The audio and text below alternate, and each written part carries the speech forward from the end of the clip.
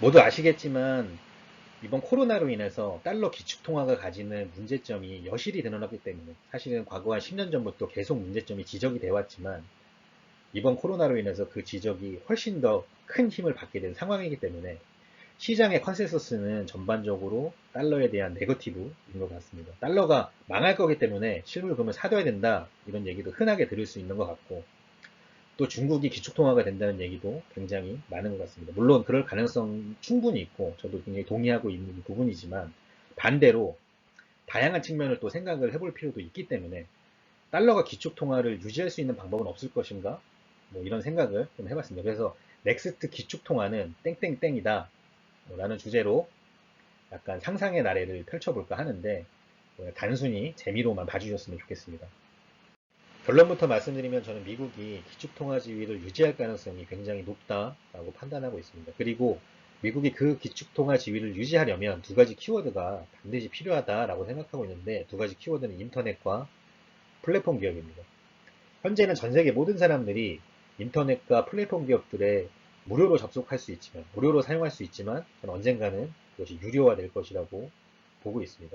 그리고 머지않았다라고 판단하고 있는데, 아니, 원래 무료로 쓰던 것이 유료화가 되면 누가 그걸 쓰려고 할 것이냐, 반발이 엄청 심하지 않을 것이냐, 이렇게 생각할 수도 있겠지만, 물론 처음에는 그렇겠지만, 저는 다시 그렇게 되리라고 보고 있습니다. 담배 가격을 올리면 처음에는 흡연자가 좀 줄지만 결국엔 다시 흡연자가 채워지는 것처럼 동일한 원리로 그렇게 될 것이라고 보고 있고 또 하나의 이유는 현재 이것들이 무료기 때문에 인터넷과 플랫폼 기업들이 무료기 때문에 문제가 되는 점이 굉장히 많기 때문입니다.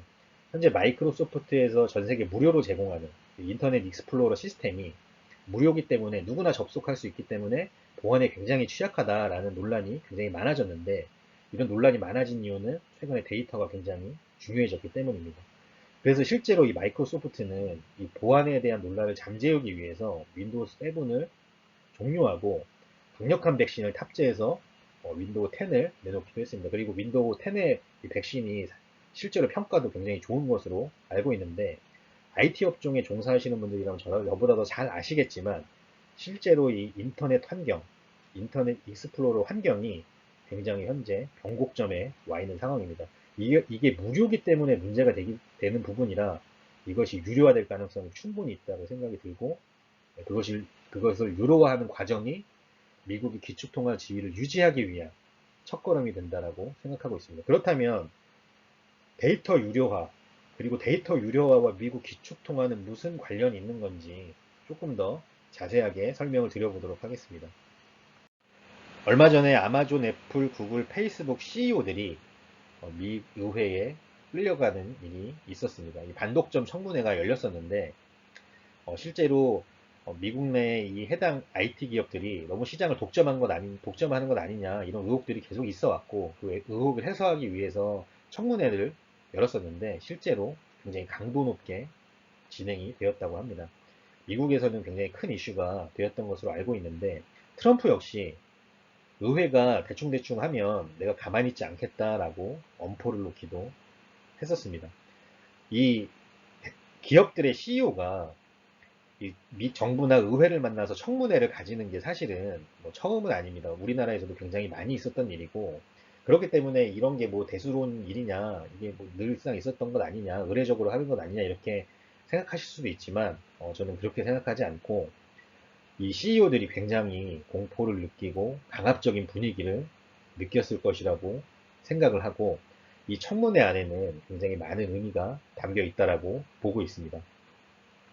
해당 CEO들이 굉장히 공포스럽지 않았을까라고 생각되는 부분은 미국은 경제사범 처벌에 매우 엄격하기 때문입니다. 실제로 2008년에 폰지 사기를 벌였던 이 메이도프는 150년형을 구형받기도 했습니다. 사실상 죽을 때까지 나올 수가 없는 건데 강력하다 못해 이래도 되나 싶을 정도로 경제사범에 대한 처벌이 굉장히 강력합니다. 그렇기 때문에 만약에 청문회에서 뭐 말을 잘못하거나 의혹이 생길 만한 말을 실수를 한다면 뭐 자칫 잘못하면 범죄자가 될 수도 있기 때문에 범죄자가 된다 그러면 강력한 경제사범으로 처벌을 받을 수 있기 때문에 해당 CEO들이 굉장히 공포스럽고 강압적인 분위기를 느끼지 않았을까라고 생각을 하고 있고 두 번째로 해당 청문회가 의미가 있었다고 생각이 드는 것은 단독점 문제는 사실 어제 오늘 일이 아니라 과거에도 수년째 계속 이어져 오고 있던 상황입니다.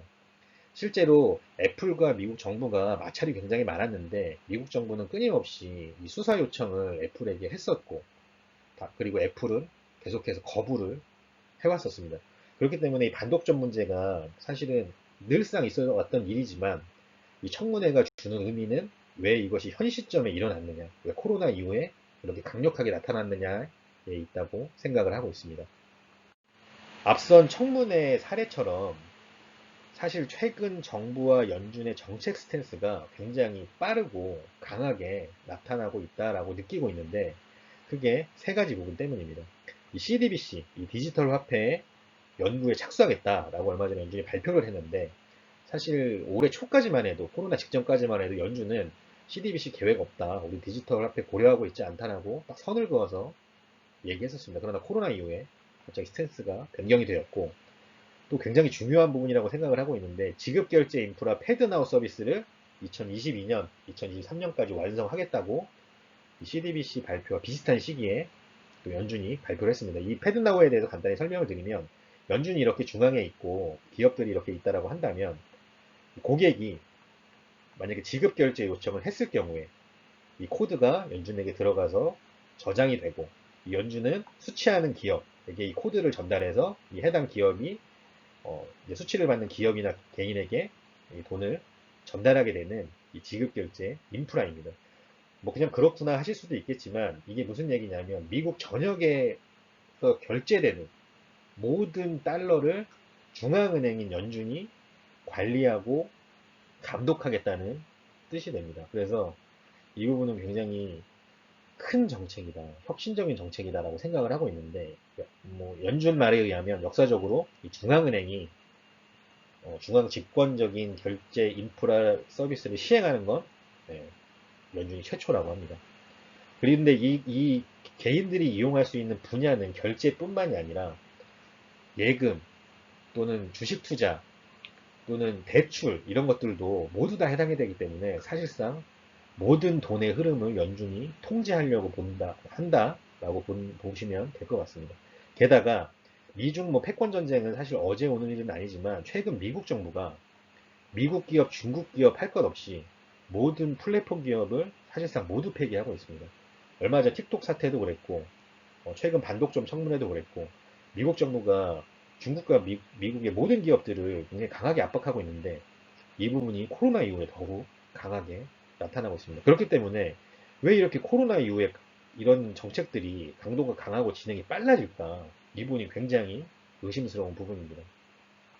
그래서 사실은 앞서 말씀드린 내용들 때문에 저는 미국이 해당 내용들로 기축통화를 지키는데 활용하려고 한다라고 보고 있습니다. 다만 기축통화가 되기 위한 조건을 분명히 생각을 해볼 필요가 있습니다. 이 조건을 알아야지만 실제로 미국이 그렇게 하려는 것인지 유추해 볼 수 있기 때문인데 기축통화가 되기 위한 조건은 사실 크게 딱 한 가지밖에 없습니다. 그것은 바로 돈의 수요를 공략하는 것인데 이 말이 어떤 뜻이냐면 아무리 어떤 국가가 기축통화가 되려고 해도 전 세계에서 그 돈이 쓰이지 않으면 사실 기축통화가 될 수 없습니다. 또는 전 세계에서 그 돈을 기축통화라고 믿지 않으면 그게 기축통화가 될 수가 없습니다. 그것은 기축통화가국이 통화를 찍어서 전 세계 사람들한테 쓰라고 강요할 수 없기 때문입니다. 그렇기 때문에 기축통화가 되려면 사람들에게 그 통화를 써야 되는 이유를 만들어 줘야 됩니다. 그래서 실제로 1975년에 금융 역사에 한 획을 긋는 사건이 발생을 하는데 당시에 미국 재무장관이었던 헨리 키신저가 사우디를 찾아갑니다. 그래서 너네 중동이 지금 굉장히 시끄럽고 너네 나라가 지금 힘이 없으니까 우리가 너네를 군사적으로 지켜주겠다. 그리고 원유 개발도 해주겠다. 대신에 그렇게 생산된 원유는 무조건 달러로만 결제하자 이렇게 했는데 사우디가 오케이 했습니다. 오케이 했기 때문에 앞으로 사우디에서 생산되는 모든 원유는 달러로만 결제를 하게 됩니다. 사실상 1970년도에 원유는 뭐 국가산업의 거의 뭐 피 같은 재료였기 때문에 원자재였기 때문에 이 원유를 사용하려는 수요가 굉장히 많았고 원유 수요가 많다는 얘기는 곧바로 달러 수요가 많다는 것으로 연결이 됩니다. 그렇기 때문에 달러가 여태까지 기축통화를 지킬 수 있었던 것입니다. 그런데 또 중요한 것은 이렇게 미국이 기축통화를 지켜오면서 달러 수요를 지키려는 노력을 통해서 이 평화가 좀 이어졌었지만 이 평화가 지금 현재는 굉장히 깨지기 직전인 상황입니다. 이 투키디데스 함정이 다시 발생하고 있는데 과거에도 계속 반복되어서 나타났던 현상이고 이 투키디데스 함정은 1등 국가와 2등 국가가 언젠가 한 번은 뭐 무력 전쟁을 하던 아니면 마찰을 빚던 한 번은 부딪히게 된다라는 이론인데 아시다시피 현재 미국과 중국이 이런 상황을 겪고 있습니다. 앞서 말씀드렸듯이 기축통화가 되려면 돈의 수요 공략이 굉장히 중요하기 때문에 현재 미국과 중국은 이 돈의 수요 공략을 두고 대결하고 있다고 봐도 과언이 아닐 겁니다. 그렇기 때문에 중국 역시 당연히 원유 위안화 결제 시도를 하게 됩니다. 그리고 원유 위안화 결제 시도에 성공을 하면서 뭐 기축통화가 이제 바뀌는 것이냐 뭐 이런 얘기도 있는데 사실상 아직은 불가능하다는 생각입니다. 왜냐하면 미국은 다 생각이 있었기 때문입니다. 미국이 셰일오일 개발에 본격화한 건 아마 페트로달러가 영원할 수 없다라는 것을 계산했기 때문일 겁니다. 그리고 어느 정도 셰일오일이 궤도에 오르게 되었고 실제로 2019년에는 미국이 석유 순수출국으로 탈바꿈을 하게 됩니다. 그렇다면 현재 이런 질문을 또 해봐야 될 수 있습니다. 페트로달러는 그럼 어떻게 되는 것이냐에 대한 부분입니다. 사실 미국과 중동은 페트로달러의 인연으로 굉장히 오랫동안 관계를 유지해 왔었는데 최근에는 미군이 중동에서 철수함으로써 미국과 중동의 관계가 깨지고 있습니다. 앞서 말씀드렸듯이 이게 깨지는 이유는 미국이 이제 오일을 생산하게 됐기 때문입니다. 실제로 우리나라에서도 주한미군 감축 철수 논란이 계속되고 있고 글로벌에 있는 대부분의 미군이 철수하고 있기도 합니다. 예전에는 원유 수요를 지키기 위해서 원유 수요는 곧 달러 수요이기 때문에 달러 수요를 지키기 위해서 이 미군을 각 나라에 주둔시켜 놓고 달러 수요를 지키기 위해서 계속 감시를 했어야 되지만 현재는 그럴 필요가 없어진 것입니다. 그렇다면 현재 중동이 아예 필요 없어진 것이냐 이 부분을 생각을 해봐야 될 텐데 사실 이 부분은 좀 어려운 부분입니다. 왜냐하면 미국이 셰일오일을 수출한다고 하더라도 그 셰일오일이 원유만큼 전 세계에 널리 쓰일 수 없기 때문입니다.